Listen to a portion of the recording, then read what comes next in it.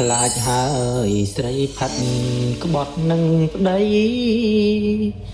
ពេលនេះអូនមានថ្មីហើយអ្វីអូនធ្វើទៅរួចមានបងមិនគ្រប់អូនស្រវាអ្នកថ្មីទៀតតើក្នុងខ្លួនអូនមានមកយៀត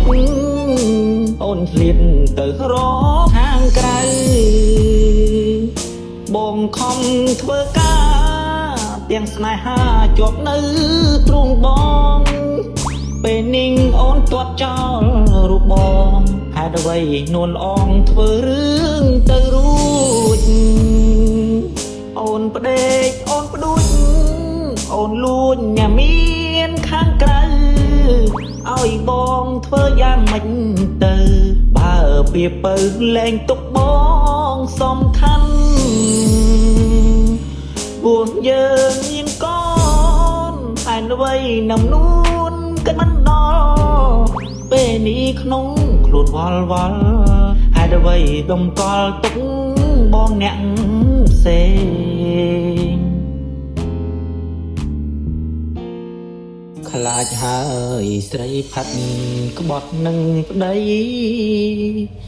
ពេលនេះអូនមានថ្មីហើយអ្វីអូនធ្វើទៅរួច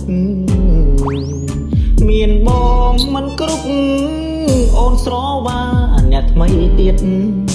តើក្នុងខ្លួនអូនមានមកយៀត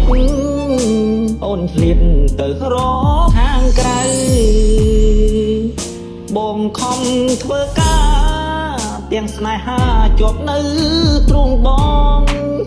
ពេលនេះអូនទាត់ចោលរូបបងហេតុអ្វីនួនអងធ្វើរឿងទៅរួចអូនផ្ដេកអូនផ្ដួច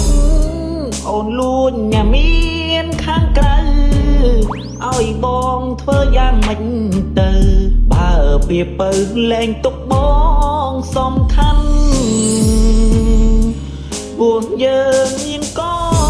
នហើយអ្វីណាំនួនគិតមិនដល់